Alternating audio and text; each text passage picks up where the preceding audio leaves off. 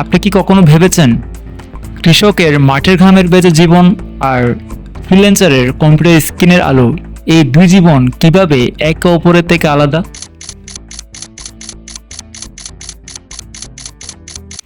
আর 5 বছর পরে কে হবে বেশি সফল, বেশি ধনী এবং স্বাস্থ্যকর?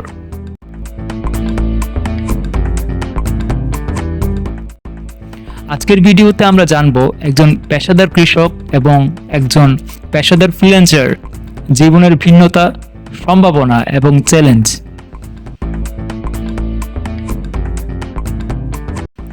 চলুন এই দুই ভিন্ন পেশার দুনিয়ায় একসঙ্গে পা রাখি। একজন পেশাদার কৃষক এবং একজন পেশাদার ফ্রিল্যান্সারের মধ্যে 5 বছরের মধ্যে কে বেশি ধনী এবং স্বাস্থ্য উন্নয়ন করবে তা নির্ভর করে ভিন্ন বিষয়ের উপর। এখানে কিছু মূল বিষয় আলোচনা করা হলো। নাম্বার 1, ইনকাম এবং আর্থিক উন্নয়ন। এই জায়গাতে কৃষক তার আয়ের উপর নির্ভর করে তার জমির পরিমাণ, উৎপাদনের পরিমাণ, ফসলের বাজার দর এবং খরচের নিয়ন্ত্রণ। কৃষিকাজ সিজনাল হওয়ায় আয়ের উত্থান পতন হতে পারে, তবে সঠিক পরিকল্পনা ও আধুনিক পদ্ধতির ব্যবহার করলে আয় বাড়তে পারে। ফ্রিল্যান্সার, দক্ষতা, কাজের ধরন, ক্লায়েন্ট সংখ্যা এবং কাজের সুনাম আয়ের মূল উপাদান। প্রযুক্তি সচেতন এবং সময়ের চাহিদা অনুযায়ী কাজ করলে ফ্রিল্যান্সাররা তুলনামূলক দ্রুত আয় বাড়তে পারে।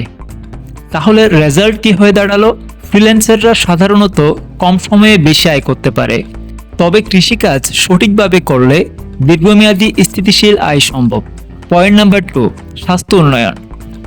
কৃষক খোলা আকাশের নিচে শারীরিক পরিশ্রম করলে স্বাস্থ্য ভালো থাকার সম্ভাবনা অনেক বেশি, তবে অতিরিক্ত পরিশ্রম এবং প্রাকৃতিক দুর্যোগের ঝুঁকি রয়েছে। সঠিক খাদ্যাভ্যাস এবং বিশ্রাম নিশ্চিত করলে কৃষকের স্বাস্থ্য ভালো হতে পারে। ফ্রিল্যান্সার, বসে কাজ করার ফলে শারীরিক পরিশ্রম কম হয়, তবে দীর্ঘ সময়ে বসে থাকার কারণে শারীরিক সমস্যার ঝুঁকি থাকে, যেমন পিঠ ব্যথা, ওজন বৃদ্ধি ইত্যাদি। নিয়মিত ব্যায়াম এবং স্বাস্থ্যকর জীবনযাপন না করলে স্বাস্থ্য অবশ্যই খারাপ হতে পারে। তাহলে স্বাস্থ্য উন্নয়নে তাদের রেজাল্ট কি হবে? কৃষকের স্বাস্থ্য উন্নতির সম্ভাবনা বেশি যদি তারা কাজের ভারসাম্য বজায় রাখতে পারে, আর ফ্রিল্যান্সারদের নিয়মিত ব্যায়াম করতে হবে স্বাস্থ্য ঠিক রাখার জন্য। 3 নম্বর পয়েন্ট হচ্ছে ঝুঁকি এবং স্থায়িত্ব। কৃষক, আবহাওয়া, বাজারের পরিবর্তন এবং প্রাকৃতিক দুর্যোগ তাদের জন্য বড় ঝুঁকি, তবে কৃষিখাতে দীর্ঘমেয়াদী বিনিয়োগ এবং আধুনিক প্রযুক্তি ব্যবহারে ঝুঁকি কমানো সম্ভব। ফ্রিল্যান্সার, কাজ না পাওয়ার ঝুঁকি থাকে, বিশেষত যখন বাজার প্রতিযোগিতামূলক হয় তখন, তবে দক্ষতা ও নেটওয়ার্কিং উন্নত করলে এই ঝুঁকি অনেকটাই কমে আসে। দুই পেশারই ঝুঁকি আছে, তবে কৃষি যদি সঠিকভাবে পরিচালিত হয় তা তুলনামূলকভাবে বেশি স্থিতিশীল হতে পারে। 4 নম্বর, জীবনের মান। কৃষক, গ্রামীণ জীবনে শান্তি এবং প্রাকৃতিক পরিবেশ জীবনকে মানসিকভাবে সমৃদ্ধ করতে পারে।